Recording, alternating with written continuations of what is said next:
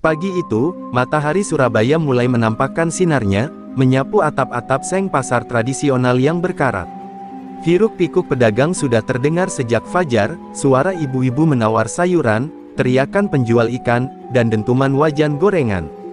Namun di sudut pasar, ada satu aroma yang berbeda, harum kuah kaldu yang mengepul dari sebuah warung bakso sederhana milik seorang wanita muda bernama Ratna. Wajahnya cantik, matanya teduh, tapi sorotnya menyimpan rahasia yang tak pernah diketahui orang-orang di sekelilingnya. Warung bakso itu tak pernah sepi pengunjung. Para tukang becak, buruh pasar, bahkan pedagang emas dari kios seberang rela mengantri hanya untuk semangkuk bakso hangat buatan Ratna. Setiap mangkuk seolah menyimpan kehangatan, bukan hanya dari bumbu rahasianya, tapi juga dari senyum ikhlas sang penjual. Bakso Ratna beda, rasanya bikin lupa capek, begitu kata banyak orang. Tapi di balik keceriaan pasar, bayangan ancaman mulai merayap pelan. Ratna duduk sejenak di bangku kayu, mengusap keringat di dahinya. Ia memandang para pembeli dengan senyum, seolah menutupi letihnya. Sesekali ia teringat masa lalu, ayahnya yang seorang pendekar Jawa, mengajarinya olah napas dan jurus pernafasan rahasia. Namun Ratna memilih melupakan semua itu. Ia hanya ingin hidup sederhana, menjual bakso, dan tidak menonjol. Tapi takdir selalu punya cara sendiri untuk memanggil kembali kekuatan yang terkubur. Hari itu, seorang pedagang tempe yang langganan Ratna berbisik dengan wajah pucat. "Nduk, hati-hati, preman pasar mulai berkeliling lagi. Katanya mereka sekarang dipimpin Wanto Gondrong. Orangnya keras, galak, gak segan-segan mukul kalau ada yang menolak bayar." Ratna hanya tersenyum samar. Ia sudah sering mendengar cerita seperti itu. Tapi kali ini, entah mengapa, firasatnya mengatakan ancaman itu bukan sekadar kabar angin. Suasana pasar mendadak mencekam ketika beberapa lelaki berbadan besar melintas di depan warung Ratna. Tatapan mata mereka liar, langkahnya menimbulkan ketegangan. Beberapa pedagang buru-buru menunduk, menyingkirkan pandangan agar tidak jadi sasaran. Ratna tetap tenang, meski hatinya berdebar. Ia tahu, suatu hari ia tak bisa lagi berdiam diri. Salah satu lelaki itu sempat melirik warung baksonya, menyeringai penuh makna. Ratna menunduk, berpura-pura sibuk menuang kuah ke mangkuk. Namun dalam hatinya, ia berdoa agar hari itu berlalu tanpa keributan. Ia ingin menjaga rahasia yang ia simpan rapat, bahwa tubuhnya bukanlah tubuh biasa. Ajian Badarwesi, warisan turun-temurun dari ayahnya, bersemayam di dalam dirinya, ajian yang membuat kulitnya keras seperti baja, kebal dari senjata tajam. Angin pasar berhembus membawa aroma bakso bercampur bau amis ikan dan keringat manusia. Ratna memejamkan mata sejenak, menguatkan hatinya. "Aku Ratna, hanya penjual bakso biasa, aku bukan pendekar," bisiknya lirih. Namun dalam lubuk hati, ia tahu, cepat atau lambat dirinya akan dipaksa mengingat siapa dia sebenarnya. Dan hari itu, di tengah ramainya pasar, Ratna tidak menyadari bahwa sorot mata Wanto Gondrong, sang pemimpin preman, sudah tertuju padanya dari kejauhan. Senyum dingin pria berambut gondrong itu seakan menjadi pertanda bahwa hidup sederhana yang Ratna dambakan akan segera terusik oleh badai besar. Sore menjelang, pasar mulai sepi. Beberapa pedagang sudah menutup lapaknya, meninggalkan sisa sayuran dan kertas pembungkus berserakan. Ratna membereskan panci baksonya yang tinggal separuh, bersyukur karena dagangannya hampir habis. Namun ketenangan itu tiba-tiba buyar ketika suara tawa kasar terdengar dari ujung gang. Langkah-langkah berat mendekat, semakin jelas, hingga akhirnya muncullah sosok lelaki berambut gondrong kusut, bertubuh tinggi besar, dengan tatapan garang, Wanto Gondrong. Ia berjalan diapit oleh 5 orang anak buahnya yang sama-sama bertampang seram. Pasar yang semula ramai langsung hening. Pedagang-pedagang buru-buru menunduk, sebagian menutup kios lebih cepat, seakan tak ingin berurusan dengan kelompok itu. Wanto menyulut rokoknya, menghembuskan asap tepat ke udara pasar, lalu bersuara lantang, "Mulai hari ini, semua pedagang di pasar ini ada di bawah lindungan saya. Siapa yang nggak mau bayar uang keamanan, siap-siap lapaknya hancur." Beberapa pedagang terpaksa maju, menyerahkan lembaran uang dengan tangan gemetar. Wanto tersenyum puas melihat ketakutan itu. Ratna, yang sejak tadi memperhatikan dari balik gerobaknya, mencoba tetap tenang. Ia menunduk, berpura-pura sibuk membereskan mangkuk. Namun seorang anak buah Wanto melihat warung baksonya yang masih ramai. Bos, itu warung masih rame. Enak banget dagangnya, pasti duitnya banyak, katanya sambil menunjuk Ratna. Wanto menoleh, matanya menelusuri sosok Ratna dari ujung kepala hingga kaki. Senyumnya melebar, penuh kesombongan. Wah, ternyata ada bidadari jualan bakso di sini. Cantik, bos. Kalau begini, bukan cuma duitnya yang saya ambil, orangnya pun bisa saya kuasai, ujarnya, membuat anak buahnya tertawa terbahak-bahak. Ratna merasakan tatapan itu, tatapan yang membuat darahnya mendidih. Namun Ratna menahan diri. Ia tahu, sekali ia menunjukkan siapa dirinya, seluruh pasar akan heboh. Tangannya yang gemetar ia sembunyikan di balik meja, sementara hatinya berbisik, tenang, Ratna, jangan terpancing. Kau masih bisa hadapi dengan cara biasa.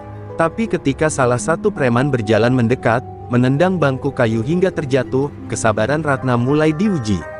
Warung secantik ini harus bayar mahal kalau mau aman, ucap preman itu dengan nada menghina. Ia meraih panci kuah Ratna, hendak menumpahkannya. Ratna segera menahan tangannya, menatap tajam. Jangan berani-berani mengotori rezeki orang dengan keserakahanmu, ucapnya dingin. Anak buah Wanto kaget, tidak menyangka seorang perempuan bisa menatap seberani itu. Wanto hanya tertawa. Wih, ternyata berani juga. Aku suka, tapi ingat, cantik, kalau kau menolak bayar, maka bukan cuma bakso ini yang hancur, kau pun akan merasakan akibatnya.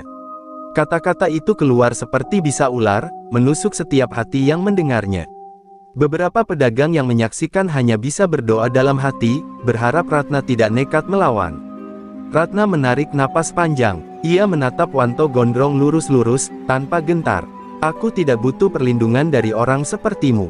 Aku hanya butuh dagang dengan tenang, katanya mantap. Kata-kata itu membuat suasana pasar semakin tegang. Anak-anak kecil bersembunyi di balik punggung orang tua mereka, dan angin sore seakan ikut berhenti. Pertarungan antara Ratna dan Wanto Gondrong kini sudah tidak bisa dihindarkan, meski baru berupa perang kata-kata, api peperangan sejati telah dinyalakan. Malam itu, setelah kejadian tegang di pasar, Ratna duduk seorang diri di dapurnya. Sisa-sisa mangkuk kotor masih belum sempat ia cuci, tapi pikirannya jauh melayang. Kata-kata Wanto Gondrong masih terngiang di telinganya, seperti racun yang terus menuntut jawaban. Ratna menggenggam erat kain jarik peninggalan ayahnya, seakan mencari kekuatan dari kenangan yang telah lama ia pendam. Dalam benaknya, terbayang sosok sang ayah, seorang pendekar tua berwajah teduh, yang dahulu sering melatihnya di halaman rumah. Ratna kecil berlari-lari, menangis karena tidak kuat menahan sakit latihan. Namun ayahnya selalu berkata, anakku, dunia ini keras. Ingatlah, ajian Badar Wesi bukan sekadar kekebalan tubuh, tapi perlindungan hati. Gunakan hanya untuk kebenaran. Kata-kata itu, kini, kembali mengetuk kesadarannya. Ratna menghela napas panjang. Ia sudah lama bersumpah tidak akan pernah menggunakan ajian itu lagi, sejak kematian ayahnya dalam sebuah perkelahian melawan orang serakah yang ingin menguasai pusaka desa. Luka itu terlalu dalam, membuat Ratna memilih hidup sederhana sebagai penjual bakso. Tapi kenyataan menunjukkan, kezaliman selalu mencari jalan untuk muncul kembali, bahkan di pasar kecil tempatnya berdagang. Di luar, angin malam bertiup membawa suara gaduh preman yang masih berkeliaran di sekitar pasar. Ratna menutup matanya, mencoba meredakan gejolak hatinya. Aku bukan pendekar, aku hanya penjual bakso, bisiknya. Tapi saat mengingat wajah para pedagang lain yang ketakutan, hatinya teriris. Ia tahu, kalau ia diam, Wanto Gondrong akan terus menindas mereka. Tangannya tanpa sadar meraba sebuah kotak kayu tua yang ia simpan di lemari. Kotak itu berisi warisan ayahnya, selembar kain hitam kecil dengan tulisan aksara Jawa kuno, simbol pengikat ajian Badar Wesi. Ratna menggigil ketika menyentuhnya, seolah aliran tenaga lama kembali membangkitkan sesuatu di dalam tubuhnya. Apakah waktunya tiba untuk membuka kembali warisan ini? Gumamnya lirih, air matanya menetes. Ia takut, bukan pada Wanto Gondrong, tapi pada dirinya sendiri. Setiap kali ia membuka ajian itu, ada sisi kelam yang bisa bangkit, amarah yang sulit dikendalikan, kekuatan yang bisa menghancurkan siapa saja tanpa ampun. Ratna menggenggam kain itu erat-erat, lalu meletakkannya kembali. Belum sekarang, katanya pada dirinya sendiri. Namun malam itu, Ratna tidak menyadari bahwa seseorang tengah mengintainya dari kejauhan. Dari balik pepohonan dekat rumahnya, salah satu anak buah Wanto Gondrong memperhatikan dengan mata penuh curiga. Ia melihat cahaya aneh dari dalam rumah Ratna saat kain itu disentuh. Senyum licik terbit di bibirnya. "Ternyata kau bukan perempuan biasa, Ratna," bisiknya, sebelum berlari kembali ke markas untuk melapor pada bosnya. Ratna, yang masih termenung di dapur, merasakan firasat buruk merayap. Hatinya berdebar, seolah memberi tanda bahwa rahasianya tidak akan lama lagi tersembunyi. Hari esok mungkin akan menjadi awal dari badai besar, yang memaksanya keluar dari bayangan masa lalu dan menghadapi kenyataan, bahwa dirinya adalah pemilik ajian Badar Wesi, sang tubuh baja, yang tak lagi bisa bersembunyi. Pagi berikutnya, suasana pasar Surabaya tidak seperti biasanya. Para pedagang berjualan dengan wajah murung, seolah bayangan hitam menggantung di atas kepala mereka. Kabar tentang kedatangan Wanto Gondrong sore kemarin menyebar cepat. Banyak yang berbisik-bisik, takut jika hari ini kelompok preman itu kembali beraksi. Ratna, meski berusaha tersenyum, merasakan ketegangan itu setiap kali ia menuang kuah bakso ke mangkuk pelanggannya. Di balik senyumnya, hatinya gundah. Ia masih teringat pada kain hitam warisan ayahnya yang ia sentuh semalam. Seolah ada energi yang berdenyut dalam darahnya, memanggil-manggil untuk keluar. Namun Ratna tetap menahan diri. "Aku harus tetap jadi Ratna si penjual bakso, bukan pendekar," batinnya. Sayang, keputusannya itu justru membuatnya semakin rawan. Siang menjelang, langkah-langkah berat kembali terdengar. Para pedagang langsung terdiam. Dan benar saja, Wanto Gondrong muncul bersama gerombolannya. Kali ini mereka tidak sekadar berjalan melewati pasar, tapi langsung menuju ke warung Ratna. "Nah, ini dia bidadari pasar kita," teriak Wanto dengan suara lantang. Orang-orang langsung menunduk, sebagian pura-pura sibuk, takut terlibat. Wanto duduk seenaknya di bangku kayu Ratna, sambil menendang kursi lain hingga terguling. "Bakso, cepat buatkan semangkuk untuk saya. Gratis, tentu saja, masa preman bayar," ujarnya sambil terkekeh. Ratna menahan amarahnya, tangannya gemetar saat menuangkan kuah ke mangkuk. Ia meletakkan bakso itu di meja, tanpa sepatah kata. Namun salah satu anak buah Wanto tidak cukup puas. Ia mengambil panci kuah Ratna, hendak menumpahkannya ke tanah. "Bakso kayak gini nggak ada harganya, kecuali kau bayar uang keamanan," teriaknya. Ratna dengan cepat menahan panci itu, tangannya kuat meski tubuhnya tampak kecil. Tatapan matanya tajam, membuat si preman terdiam sesaat. "Jangan pernah coba-coba menghina rezeki orang lain," suara Ratna rendah tapi bergetar, penuh wibawa. Semua pengunjung warung terdiam. Mereka tak pernah melihat Ratna berbicara dengan nada seperti itu. Bahkan Wanto sendiri terkejut, meski kemudian ia tertawa keras, menepuk-nepuk meja hingga mangkuk bergoyang. "Berani sekali kau melawan aku, Ratna. Tapi aku makin suka. Semakin keras kau menolak, semakin besar keinginanku untuk menghancurkanmu," ucap Wanto dengan nada penuh ancaman. Anak buahnya mulai mengelilingi warung, membuat para pelanggan lari ketakutan. Tinggallah Ratna seorang diri, berdiri di depan gerobaknya yang kini dikepung. Ratna menarik napas panjang. Ia tahu ini saatnya memilih, tetap menjadi penjual bakso yang lemah di mata mereka, atau perlahan menguak rahasia yang selama ini ia sembunyikan. Matanya menatap lurus ke arah Wanto. "Aku tidak takut padamu," katanya tegas. Kata-kata itu seperti petir di siang bolong, membuat suasana pasar membeku, dan menandai awal pertarungan yang tak bisa lagi dielakkan. Teriakan kasar dari anak buah Wanto pecah, memecah keheningan pasar yang menegang. Salah satu preman maju sambil mengayunkan pisau lipat ke arah Ratna. Para pedagang yang menonton dari kejauhan menutup mulut mereka, neri membayangkan darah akan mengalir di lantai pasar. Namun Ratna berdiri tegak, matanya tak bergeming sedikit pun.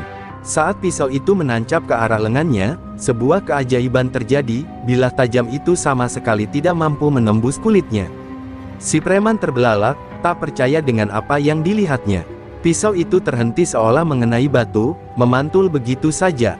Beberapa orang yang melihat menjerit pelan, sebagian lagi saling berbisik panik. Ratna menatapnya dingin, lalu dengan gerakan cepat memutar pergelangan tangan, membuat pisau itu terlepas dan jatuh berdering di tanah. "Aku sudah bilang, jangan coba-coba meremehkan rezeki orang lain," ucapnya dengan suara tegas. Anak buah Wanto yang lain langsung menyerbu bersamaan. Kursi kayu beterbangan, Piring-piring pecah berhamburan. Tapi Ratna bergerak lincah, menghindar sekaligus melumpuhkan mereka satu persatu. Tubuhnya seperti baja, setiap hantaman kayu dan pukulan hanya membuat lawannya kesakitan sendiri. Seorang preman memukul Ratna dengan batang besi, namun batang itu malah bengkok, sementara Ratna berdiri tanpa luka sedikit pun. Para pedagang yang menonton dari jauh mulai bersorak kecil, meski dengan hati-hati. Mereka tak menyangka penjual bakso yang lembut itu ternyata menyimpan kekuatan sehebat ini. Ratna sendiri tetap tenang, tidak pernah menyerang lebih dari yang perlu. Ia hanya melumpuhkan, tidak melukai lebih dalam. Namun sikap itu justru semakin mempermalukan kelompok Wanto Gondrong. Wanto, yang sejak tadi menyaksikan sambil mengepulkan asap rokoknya, akhirnya berdiri. Wajahnya merah padam, rambut gondrongnya terurai liar tertiup angin pasar. "Perempuan sialan," teriaknya. "Jadi benar kabar itu, kau bukan wanita biasa. Tapi kau pikir bisa melawan aku hanya dengan tubuh kebalmu." Ia melangkah maju, sementara Ratna menatapnya tajam. Hati Ratna berdebar keras. Ia tahu, pertarungan melawan Wanto tidak akan sama dengan melawan anak buahnya. Ada aura gelap yang terpancar dari tubuh lelaki itu, aura yang mengingatkannya pada para dukun hitam yang dulu pernah ditaklukkan ayahnya. Firasatnya benar, Wanto bukan sekadar preman pasar biasa. "Wanto Gondrong," kata Ratna lirih tapi jelas, "kau boleh menindas yang lemah, tapi jangan pernah berpikir bisa membuatku tunduk." Suaranya bergema di udara pasar, menyalakan semangat para pedagang yang selama ini ketakutan. Beberapa di antara mereka berani maju sedikit, ingin menyaksikan pertarungan bersejarah ini. Dengan geraman seperti binatang buas, Wanto Gondrong melompat menerjang Ratna. Tubuh besar itu meluncur cepat, tinjunya diarahkan langsung ke wajah Ratna. Inilah awal dari duel yang akan mengubah wajah pasar Surabaya selamanya, pertarungan pertama antara sang wanita bakso berajian Badarwesi, melawan preman paling ditakuti di kota itu. Benturan tinju Wanto Gondrong mengenai tubuh Ratna, namun hasilnya sama seperti anak buahnya tadi, tak sedikit pun luka tercetak di wajah Ratna. Justru tulang jari Wanto terasa nyeri, seolah menghantam tembok baja. Ratna hanya mundur setapak, menatapnya dengan sorot dingin. Pasar mendadak hening, semua mata menatap ke arah dua sosok itu, antara takjub dan takut. Wanto memegangi tangannya yang sakit, wajahnya memerah menahan malu. Perempuan ini punya ajian, geramnya dalam hati. Ia menatap Ratna dengan penuh kebencian. Rasa sakit di tangannya tak sebanding dengan rasa terhina di depan anak buah dan pedagang pasar. Selama ini ia ditakuti, disegani, tapi kini seorang wanita membuatnya tampak tak berdaya. "Cepat kalian mundur," bentaknya pada anak buahnya. Para preman yang sudah terkapar bangkit terlatih-tatih, menyingkir dengan wajah penuh kekagetan. Mereka tidak pernah menyangka Wanto bisa dipermalukan seperti itu. Beberapa bahkan mulai berbisik-bisik, takut jika Ratna benar-benar memiliki kesaktian yang jauh di atas bos mereka. Wanto mengeluarkan tawa keras, meski wajahnya menegang. "Ratna, kau pikir kemenangan kecil ini membuatmu aman? Hahaha, kau salah besar. Aku akan kembali, dan saat itu kau tidak akan bisa berdiri lagi." Teriaknya sambil menunjuk Ratna. Suaranya menggema, membuat udara pasar bergetar. Ratna tetap berdiri tegak, meski jantungnya berdegup kencang. Setelah itu, Wanto dan gerombolannya meninggalkan pasar dengan langkah kasar. Namun amarahnya tidak padam. Dalam perjalanan menuju markasnya, ia menghantam tembok dengan kepalan tangan hingga berdarah. Perempuan itu bukan manusia biasa. Kalau dia punya ajian, maka aku pun akan punya cara untuk menghancurkannya. Gumamnya dengan mata menyala. Malam harinya, Wanto mendatangi sebuah rumah tua di pinggiran Surabaya. Rumah itu gelap, penuh bau kemenyan dan sesajen. Di dalamnya duduk seorang pria tua berwajah menyeramkan, dengan mata merah menyala, Mbah Jangkung, seorang dukun hitam yang terkenal karena ilmu tenebas dan santetnya. "Aku butuh kekuatanmu, Mbah," kata Wanto dengan nada rendah tapi penuh dendam. "Ada seorang wanita yang harus ditumbangkan." Mbah Jangkung tersenyum seram, memperlihatkan giginya yang hitam. "Wanita? Hahaha, tidak mudah, Wanto. Kalau benar dia punya ajian kebal, maka aku harus menyiapkan ilmu yang jauh lebih kuat. Tapi ingat, setiap kekuatan ada bayarannya. Kau siap menanggungnya?" Wanto mengangguk mantap, tanpa ragu. "Asal wanita itu hancur, aku rela bayar dengan apa saja." Di tempat lain, Ratna masih duduk di warungnya yang sepi. Ia merasakan gelombang hawa dingin menerpa tubuhnya, firasat buruk yang membuatnya merinding. Ratna tahu, kemenangan kecil tadi hanyalah awal. Badai yang lebih besar sedang menuju ke arahnya, dan kali ini, lawannya bukan lagi sekadar preman, tapi kekuatan hitam yang pernah merenggut nyawa ayahnya dulu. Malam itu, pasar Surabaya terasa berbeda. Angin bertiup dingin, membawa aroma kemenyan yang samar. Para pedagang yang masih membereskan dagangan merasa bulu kuduk mereka merinding. Di sudut pasar, Ratna yang sedang menutup warung baksonya merasakan hawa asing merayap di tubuhnya. Ini bukan angin biasa, batinnya. Ia tahu, ada serangan gaib yang sedang diarahkan padanya. Benar saja, tak lama kemudian terdengar suara-suara aneh. Seperti bisikan ribuan orang yang datang dari segala arah. Gelap semakin pekat, lampu-lampu pasar berkelip lalu padam satu persatu. Ratna memejamkan mata, menarik napas panjang. Ia merasakan tubuhnya berat, seakan ribuan tangan gaib menekannya dari segala penjuru. Inilah ilmu hitam Mbah Jangkung, tenaga sirep yang mampu melumpuhkan lawan tanpa sentuhan. Ratna berlutut, keringat dingin mengucur di dahinya. Dalam hatinya, ketakutan lama muncul kembali, bayangan ayahnya yang roboh terkena serangan dukun hitam.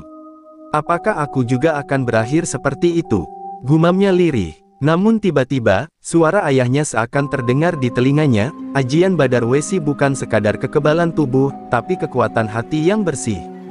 Jangan biarkan kegelapan merajai dirimu, Ratna. Mata Ratna terbelalak. Ia menggenggam kain hitam warisan ayahnya yang selalu ia simpan di saku dalam. Dengan suara lirih namun mantap, ia melafalkan mantra peninggalan leluhurnya. Seketika tubuhnya memancarkan cahaya samar, kulitnya berkilat seperti baja yang ditempa api. Bisikan gaib yang tadinya menekan dadanya mulai melemah, runtuh satu persatu. Dari kejauhan, Mbah Jangkung yang sedang duduk bersila di rumahnya terkejut. Wajahnya menegang, asap kemenyan di depannya berputar liar. Perempuan ini, benar-benar pewaris ajian Badar Wesi. Serunya geram. Wanto Gondrong yang duduk di sampingnya mengepalkan tangan. Aku tak peduli siapa dia. Gunakan semua ilmu yang kau punya, Mbah. Hancurkan dia. Serangan kedua pun datang. Kali ini, bayangan hitam menyerupai anjing-anjing besar muncul di sekitar pasar, menggeram dan siap menerkam Ratna. Pedagang yang melihat dari jauh berteriak panik, sebagian lari terbirit-birit. Namun Ratna berdiri tegak. Dengan satu hentakan kaki, tanah bergetar. Ajian Badar Wesi memantulkan cahaya, membuat bayangan anjing-anjing gaib itu menguap seperti asap tertiup angin. Pasar kembali bergemuruh oleh sorak-sorai kecil para pedagang yang melihat keberanian Ratna. Mereka mulai sadar, wanita ini bukan hanya penjual bakso biasa, melainkan pelindung mereka dari kegelapan yang selama ini menindas. Namun Ratna tetap tenang, menatap langit malam dengan penuh kewaspadaan. Ia tahu, ini baru awal, Mbah Jangkung dan Wanto Gondrong belum mengerahkan segalanya. Di markasnya, Wanto mengepalkan tinju dengan wajah murka.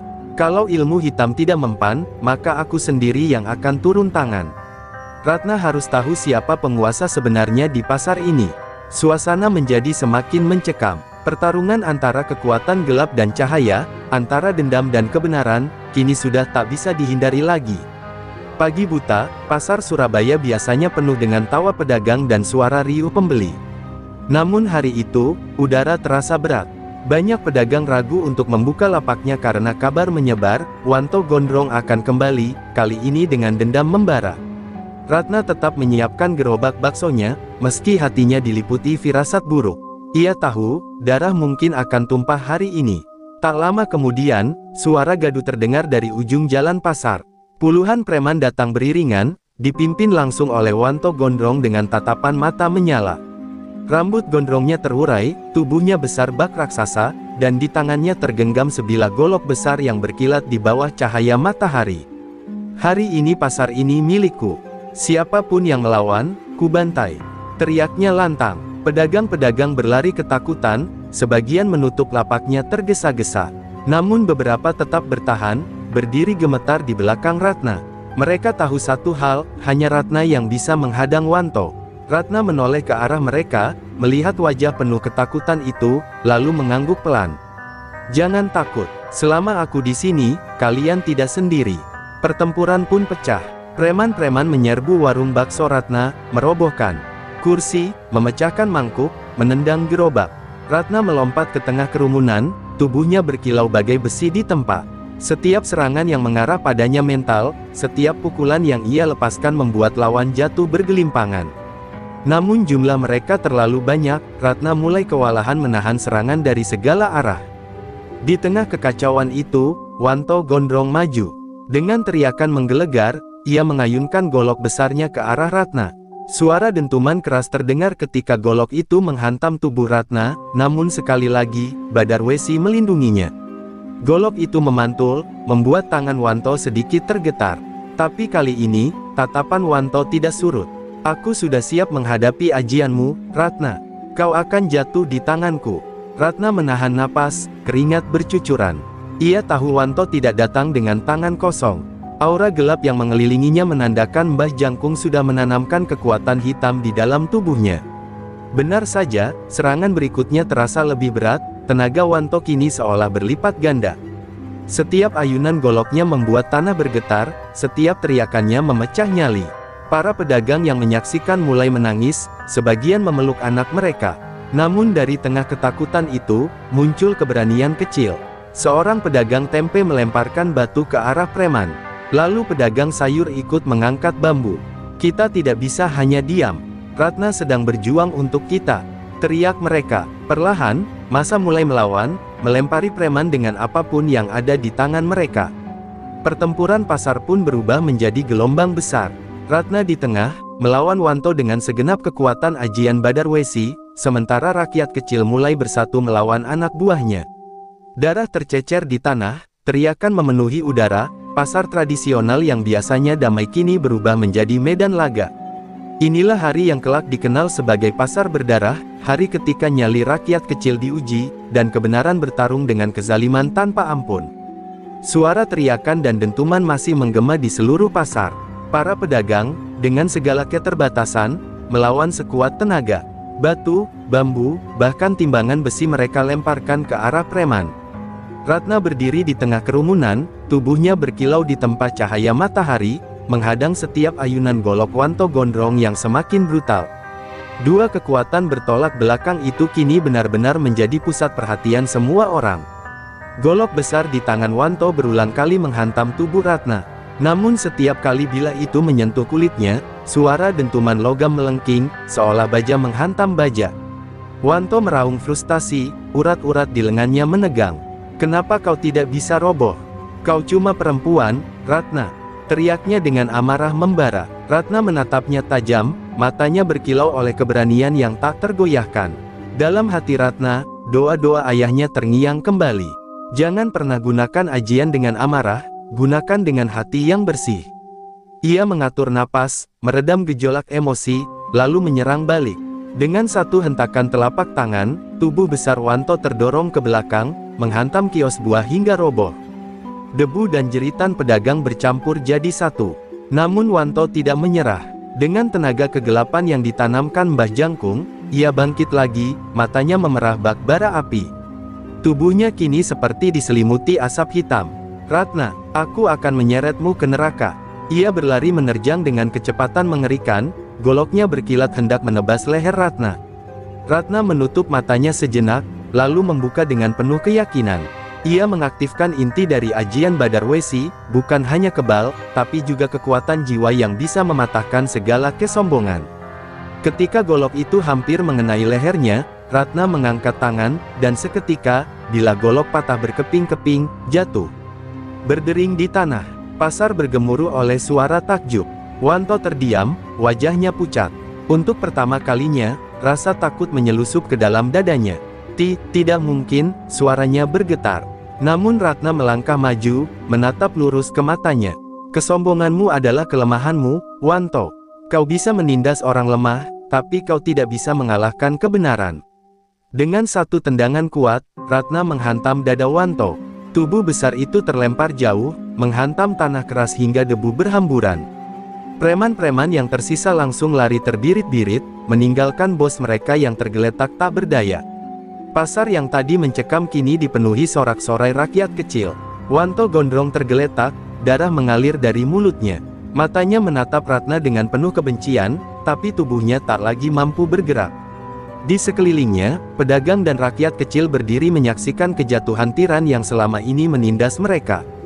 Hari itu, pasar Surabaya kembali merasakan arti kebebasan, dan semua tahu, kemenangan itu lahir dari keberanian seorang wanita penjual bakso bernama Ratna.